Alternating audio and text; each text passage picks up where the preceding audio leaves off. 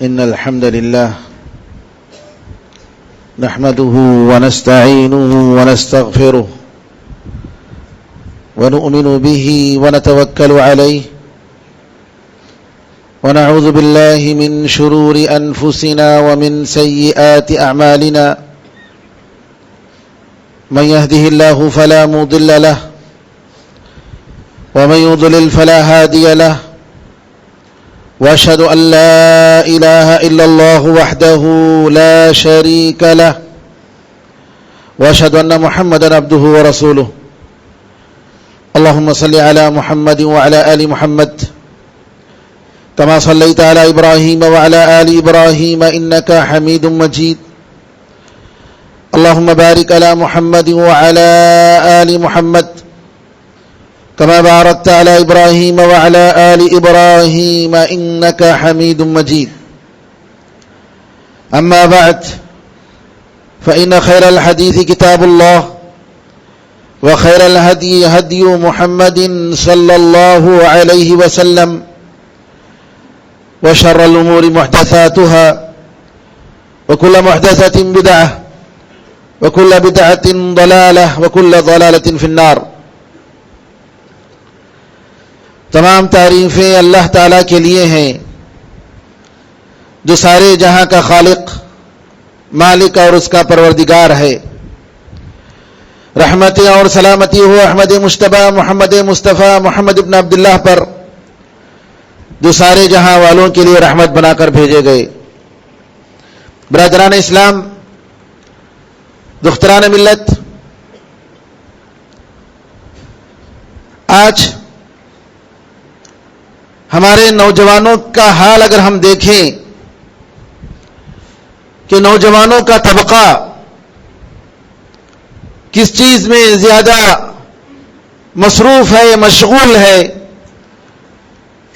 تو بڑے افسوس کے ساتھ کہنا پڑتا ہے کہ امت کے نوجوانوں میں اکثر ایسے نوجوان ہیں جن کے سامنے زندگی کا کوئی مقصد نہیں. وہ اس دنیا کے بارے میں یہ سمجھتے ہیں کہ وما هذه الحیات الدنیا الا لهو ولعب، کہ دنیا کی جو زندگی ہے یہ کھیل کود اور تماشے کے لیے ہے. جی، زندہ ممکن ہو اتنا مزہ اڑاؤ، کھاؤ اور پیو اور دوستوں کے ساتھ گھومو اور اپنی خواہشات پوری کرو. آپ دیکھیں گے اللہ ماشاء اللہ، اللہ تعالیٰ نے جن کو ہدایت دی، جن کو توفیق دی، بہت سارے ایسے نوجوان آپ کو ملیں گے جن کو جمعے کی نماز تک پرواہ نہیں، حلال اور حرام کی کوئی تمیز نہیں. اور کتنے نوجوان آپ کو ایسے ملیں گے جن کو لوگوں نے گمراہ کیا ہے، باطل پرستوں نے ان کو گمراہی میں مبتلا کیا ہے. اور یہ نوجوان دہشت گردی کو، قتل و غارت گری کو دین سمجھ بیٹھے ہیں، جبکہ اسلام وہ نہیں ہے جیسا کہ وہ سمجھتے ہیں.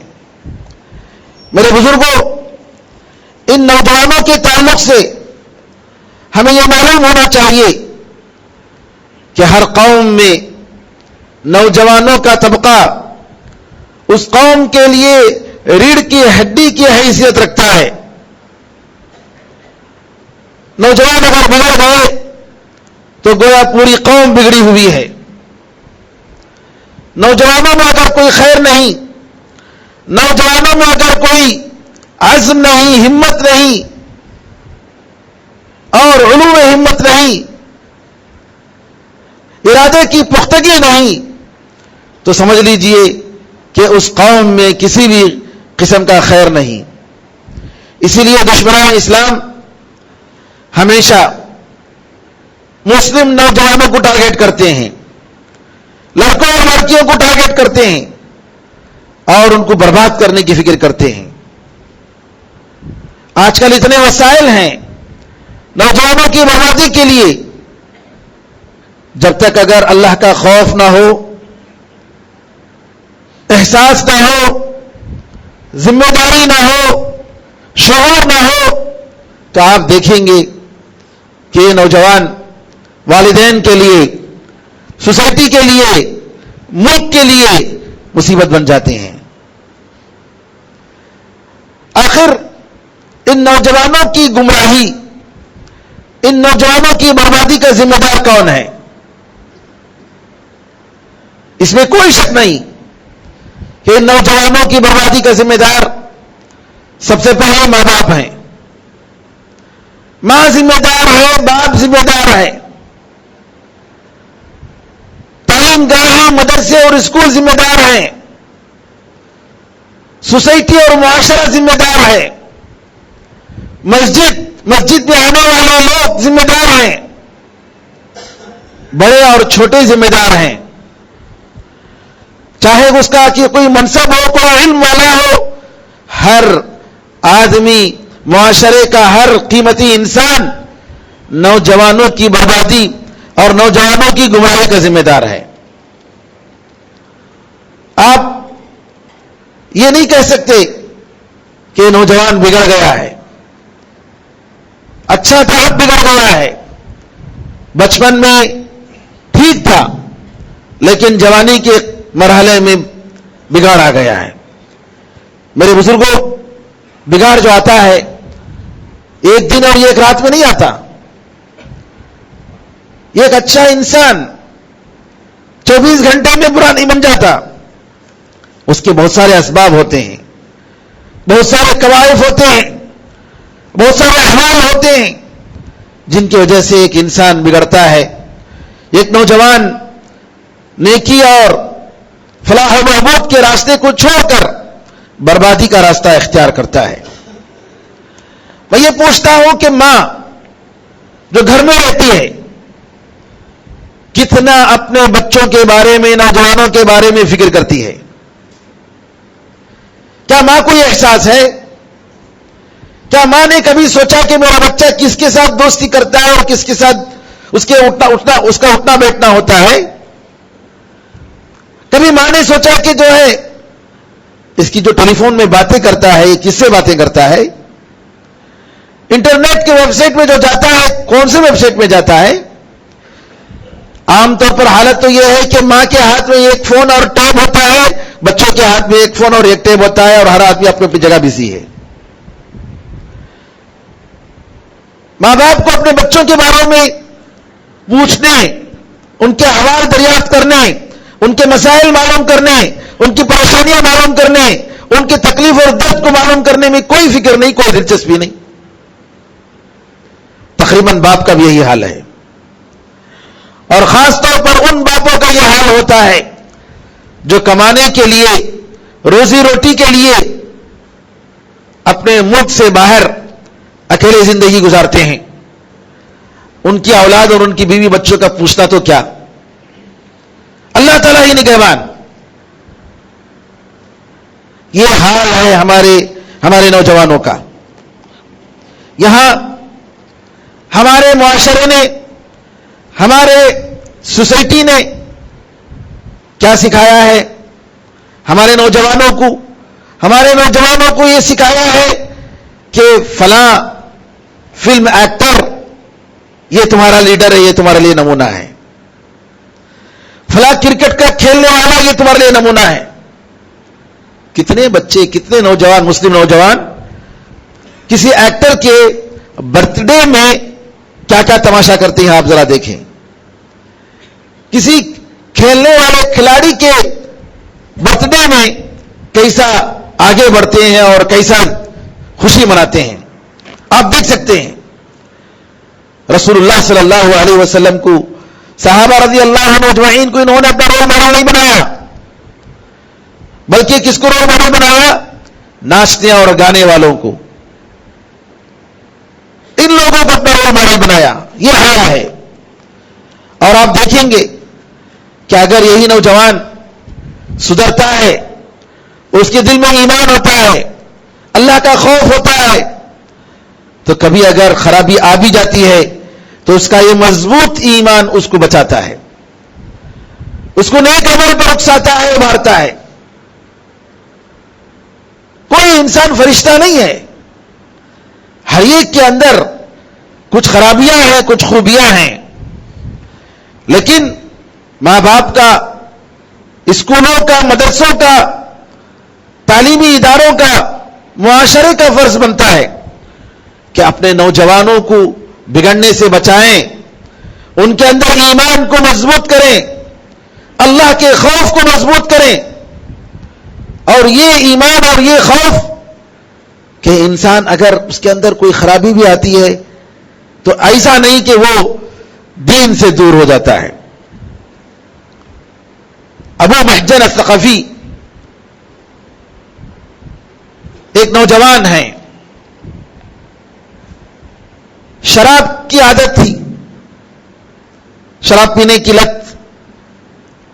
قادسیہ کی جنگ میں عمر رضی اللہ عنہ کے زمانے میں جب فارس ایران سے لڑائی ہو رہی تھی، مجوسیوں سے جہاد ہو رہا تھا، اس وقت کا حال ہے، زبردست لڑائی ہو رہی ہے. ابو محجن الثقفی کو شراب پینے کے جرم میں سعد بن ابی وقاص رضی اللہ تعالیٰ عنہ وہاں کے کمانڈر بیڑیوں میں ڈال کر ان کے گھر کے پاس باندھ کر رکھے ہوئے ہیں. ابو محجن الثقفی دیکھتے ہیں مسلمانوں میں زبردست لڑائی ہو رہی ہے، اور وہ بھی رات میں، گھمسان کی جنگ. ابو محجن الثقفی دیکھ کر، اس حال کو دیکھ کر توڑ جاتے ہیں. کہتے ہیں کہ ارے میں کیسے جاؤں اور میدان جہاد میں جا کر اپنے کرتب دکھاؤں، لڑوں؟ یہ مسلمان اتنے شوق کے ساتھ لڑ رہے ہیں، مجھے بھی کاش موقع مل جاتا. رہا نہیں گیا.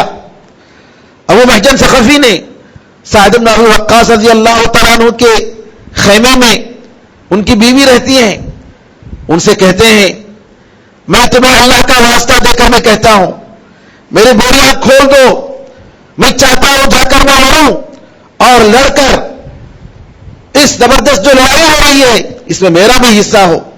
میری بدنصیبی ہے اگر میں اس میں نہ لڑوں. بار بار سعد بن ابی وقاص رضی اللہ عنہ کی بیوی کو دہائی دیتے ہیں اور کہتے ہیں کہ میں وعدہ کرتا ہوں کہ اگر میں شہید ہو گیا تو ٹھیک، اگر میں شہید نہیں ہوا تو میں دوبارہ آؤں گا اور جنگ ختم ہونے کے بعد آ کر میں اپنی بیڑیاں اپنے ہاتھ میں ڈال لوں گا. کون؟ شرابی. لیکن ایمان اور اللہ پر یقین اور اللہ تعالیٰ کے راستے میں شہید ہونے کا شوق اور اللہ تعالیٰ کے لیے لڑنے کا شوق، مسلمانوں کی مدد، اللہ کے کلمے کو بلند کرنے کا شوق، سبحان اللہ.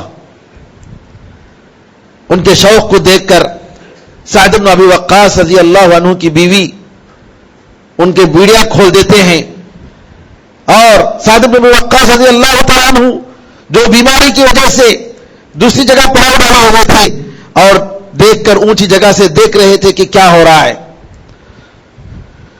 تو ان کا جو گھوڑا تھا جس کا نام بلقا، ان کے گھوڑے کو لے کر میدان میں کود پڑتے ہیں. اور ایسے کہ اتنے زبردست پہلوان کہ جدھر دشمن کو دیکھا ادھر چیرتے ہوئے چلا گیا. زبردست لڑائی، زبردست اپنی ہمت کو آزما رہے تھے. اور ایک مثالی طور پر لوگ کہہ رہے تھے ارے یہ کون ہے؟ سعد بن ابی وقاص رضی اللہ تعالیٰ عنہ نے کہا اپنے دل میں، اگر ابو محجن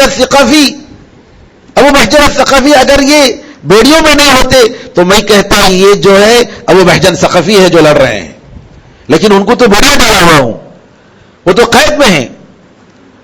اور گھوڑا کبھی کہوں گا وہ بلقا ہے، میرا گھوڑا ہے. زبردست لڑائی ہوتی ہے اور ابو محجن ثقفی دشمنان اسلام میں زبردست قتل و غارت گری کرتے ہیں. پھر اس کے بعد جنگ جب ختم ہوتی ہے ابو محجن ثقفی واپس آ جاتے ہیں. واپس آ کر دوبارہ بوریاں اپنے ہاتھ میں ڈال کر اپنے قید کی جگہ بیٹھ جاتے ہیں. ایمان، اللہ کا خوف. آدمی پھسل گیا لیکن پھسلنے کا مطلب یہ نہیں کہ اللہ سے دور ہو گیا. آپ کو معلوم ہے عبداللہ حمار نام کے ایک صحابی تھے, رسول اللہ صلی اللہ علیہ وسلم کے صحابی. شراب کے جرم میں بار بار لایا جاتا تھا, کوڑے برسائے جاتے تھے, سزا دی جاتی تھی. ایک مرتبہ ایک صحابی کہتے ہیں خالد بن ولید رضی اللہ تعالیٰ عنہ, ارے تمہیں شرم نہیں آتی, کتنی مرتبہ تمہیں شراب کے جرم میں لایا جاتا ہے, تمہیں پیٹا جاتا ہے, پھر بھی تم پیتے ہو. رسول اللہ صلی اللہ علیہ وسلم فرماتے ہیں اپنے بھائی کے خلاف تم شیطان کی مدد مت کرو, یہ شخص اللہ اور اس کے رسول سے محبت کرتا ہے. شرابی ہے لیکن اللہ اور اس کے رسول صلی اللہ علیہ وسلم کی محبت کی سرٹیفکیٹ جی رسول اللہ صلی اللہ علیہ وسلم کی طرف سے دی جا رہی ہے. کیسے گنہگار ہوں گے بتائیے, کیسے صحابہ تھے بتائیے, فرشتے نہیں تھے لیکن ان کے اندر ایمان, اللہ کی محبت, رسول اللہ صلی اللہ علیہ وسلم کی محبت. ابو محجن ثقفی واپس آ جاتے ہیں, سعد بن ابی وقاص رضی اللہ تعالیٰ جنگ ختم ہونے کے بعد اپنے گھر جاتے ہیں, بتاتے ہیں اپنی بیوی سے کہ میں نے عجب دیکھا, میں نے کیا چیز دیکھی کہ آج ایک شخص ایسا زبردست لڑ رہا تھا مسلمانوں کی طرف سے, میں سمجھ رہا تھا کہ اگر وہ ہوگا تو ابو محجن ثقفی ہوگا, اور اگر وہ جس گھوڑے پر سوار تھا تو کوئی گھوڑا اگر ہو سکتا ہے تو بلقا ہمارا گھوڑا ہوگا. تو ان کی بیوی نے کہا کہ آپ کا اندازہ بالکل صحیح ہے, وہ ابو محجن ثقفی تھے اور گھوڑا آپ ہی کا گھوڑا تھا. اور یہ ہوا. میرے بزرگوں, انسان کا ایمان ہے. نوجوانوں میں صلاحیتیں ہوتی ہیں, بہت ساری خوبیاں ہوتی ہیں. ان خوبیوں کو دیکھ کر ان خوبیوں کو صحیح راستے پر لگانا اور امت اور دین کے لیے, فلاح و بہبودی کے لیے استعمال کرنا, یہ ماں باپ کا فرض ہوتا ہے, اسکولوں کے ذمہ داروں کا فرض ہوتا ہے, اساتذہ کا فرض ہوتا ہے. آج ہم دیکھتے ہیں کہ نوجوانوں کی تربیت میں بہت ساری رکاوٹیں ہیں, بہت سارے مسائل. کتنے ایسے نوجوان ہیں, کتنے ایسے بچے بچیاں ہیں جوانی کے مرحلے میں قدم رکھ چکے ہیں, اچھے اور برے کی تمیز ہے, لیکن گھر میں ماں باپ سے بات چیت نہیں ہے. ماں باپ سے بات چیت نہیں ہے.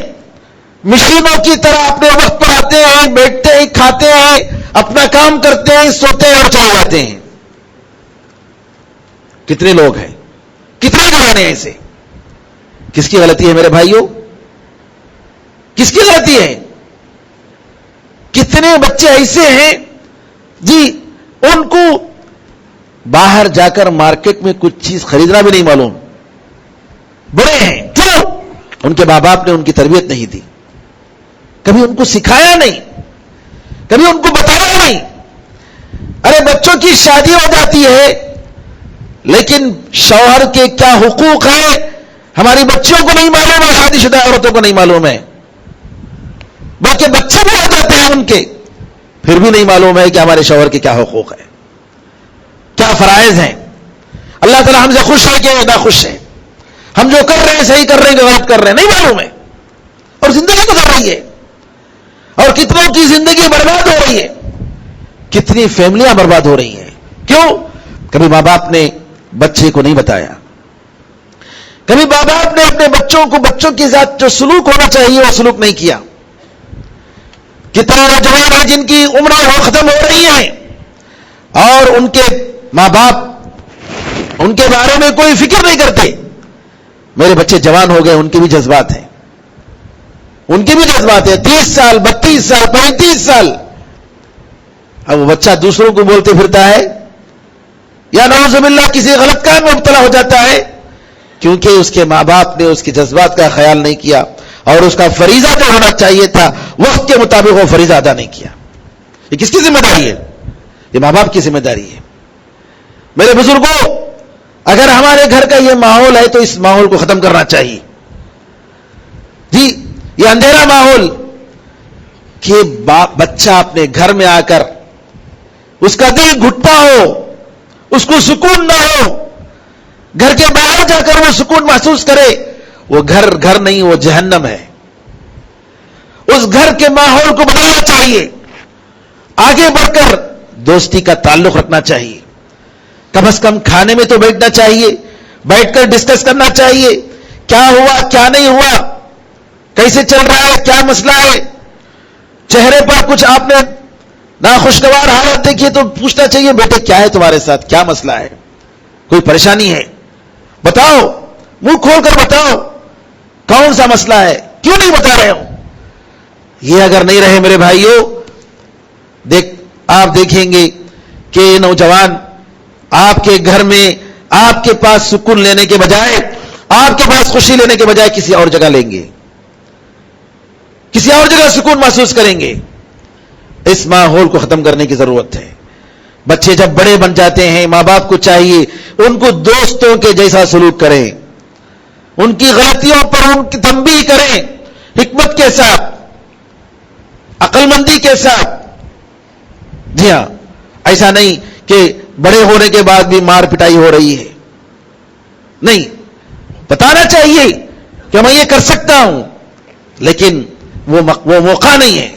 جب بچے جوان ہو جاتے ہیں، طاقتور ہو جاتے ہیں، تو ان کو عقل سے سمجھا کر اچھے طریقے سے ان کو سیدھے راستے پر لانے کی ضرورت ہے. اور دوسری چیز جس کی وجہ سے عام طور پر بگاڑ پیدا ہوتا ہے، دوستوں کی وجہ سے. یہ سڑکوں کے جو دوست احباب ہوتے ہیں، جن کے بارے میں معلوم نہیں، کھیلنے کے لیے کبھی بھیج دیا، کیا ہوا، ان سے عادات اور اطوار سیکھ کر آتے ہیں. کتنے ایسے ماں باپ ہیں ان کو نہیں معلوم ہے کہ بچہ کہاں ہے، کہاں سوتا ہے، کہاں جاتا ہے اور کہاں آتا ہے. اور کچھ ایسے نوجوان بھی ہیں، اگر باپ اور ماں پوچھتے ہیں بھئی کہاں جا رہے ہو، روڑ جاتے ہیں.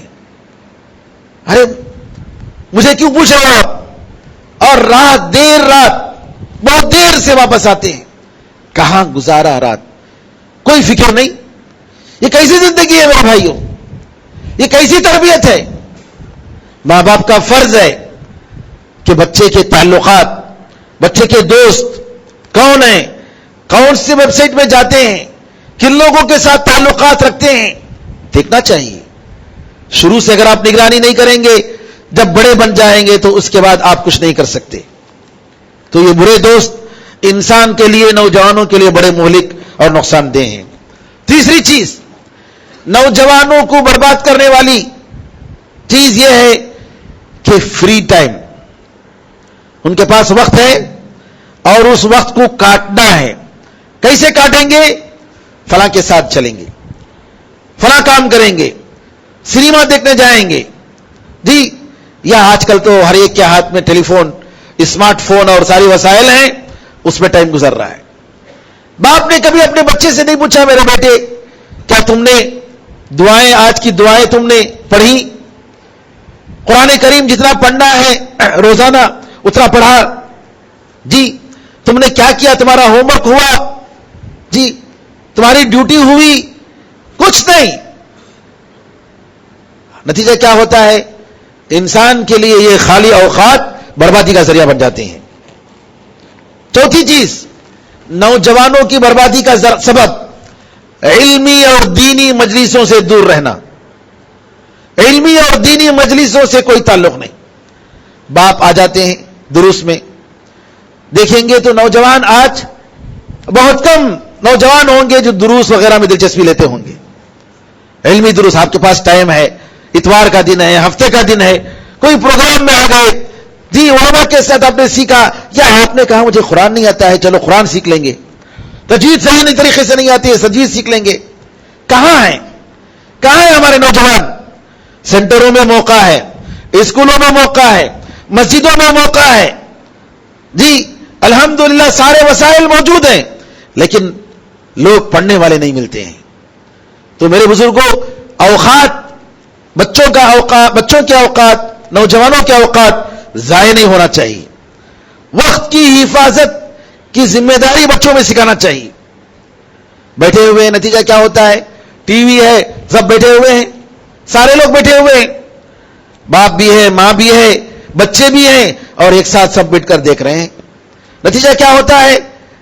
بچے بھی اپنے اوقات برباد کر رہے ہیں، ماں باپ بھی اپنے اوقات برباد کر رہے ہیں.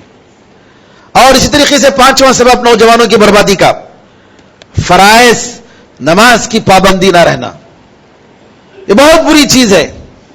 ماں باپ پوچھتے بھی نہیں کہ تمہاری نماز ہوئی کہ نہیں ہوئی، ڈرتا ہے پوچھنے سے، کیونکہ وہ خود بھی نہیں پڑھتا ہے. کہاں سے پوچھے گا؟ جب وہ خود نہیں پڑھتا ہے بچے کہاں سے پڑھیں گے؟ جی پرانے زمانے میں تو ایسے کہ اللہ اکبر، کم عمر نوجوان اٹھ کر رات میں نماز پڑھتے تھے. اور یہ امت ایسی ہے، ان کی تاریخ اگر آپ دیکھیں، 20 سال 18 سال کی عمر میں علماء بنے ہیں، مفتی بنے ہیں. 20 سال کی عمر میں، 18 سال کی عمر میں. کیوں؟ علم کی وجہ سے، اتنی محنت کی وجہ سے، قربانیوں کی وجہ سے. بچپن سے اسی تربیت.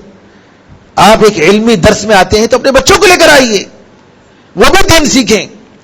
بڑے لوگ اپنے بچوں کی تربیت کے لیے بڑے لوگوں کی محفلوں میں بھی ساتھ لے کر جاتے تھے. چھوٹے چھوٹے بچوں کو تربیت دیتے تھے. تربیت چھوٹے بچوں کو، تاکہ بچپن سے بڑے لوگوں کے ساتھ بیٹھنے کے آداب معلوم ہو، علم کی اہمیت معلوم ہو، دین کی باتیں سیکھنے کا موقع ملے. اور اسی طریقے سے بچپن نوجوانوں کی گمراہی کا ایک سبب دعاؤں کی پابندی نہیں کرنا ہے. یہ صبح شام کی دعائیں میرے بھائیوں، یہ صبح شام کی دعائیں، فرض نماز کے بعد کی دعائیں، یہ اذکار انسان کو بہت ساری چیزوں سے، برائیوں سے بچاتی ہیں. کیونکہ برائیوں سے بچانے والا اللہ تعالیٰ ہے. اللہ کی توفیق کے بغیر ہم کسی بھی برائی سے بچ نہیں سکتے. تو لہذا جی یہ چیزیں، ان کی پابندی ہونی چاہیے. عام طور پر آدمی، نوجوان باپ اپنے نوجوانوں میں اس کے ظاہر کا خیال کرتے ہیں. میرا بیٹا ایسا ہے، ایسا پہنتا ہے، جی اتنا اسمارٹ ہے اور اتنا ہینڈسم ہے، کیا اس کے باطن کا خیال نہیں کرتے، اس کے دل کی بیماریوں کا خیال نہیں کرتے. ضرورت ہے اس بات کی کہ ہم ان چیزوں کی طرف توجہ دیں. اور مزید چیزیں انشاءاللہ کسی اور موقع پر آئیں گی. اللہ تعالیٰ سے دعا ہے کہ اللہ تعالیٰ ہم سب کو، ہمارے نوجوان لڑکوں اور لڑکیوں کو اللہ تعالیٰ اصلاح فرمائے، اور اللہ تعالیٰ ہم سب کو دین پر ثابت رکھے، قائم رکھے. جو لوگ مرد اور جو عورتیں الحمدللہ جی اسلام میں داخل ہوئے ہیں، مشرف اسلام ہوئے ہیں، اللہ تعالیٰ ان کے اسلام کو مضبوط فرمائے، ان کے ایمان کو مضبوط فرمائے، ان کو اللہ تعالیٰ ہدایت عطا فرمائے. اللہ تعالیٰ سے دعا ہے کہ ہر جگہ مسلمانوں کی مدد فرمائے. آمین ارحم الراحمین. بارک اللہ لنا ولکم فی القرآن العظیم ونفعنا وإیاکم بالآیات والذکر الحکیم. انہ تعالی جواد کریم ملک الرؤوف رحیم رب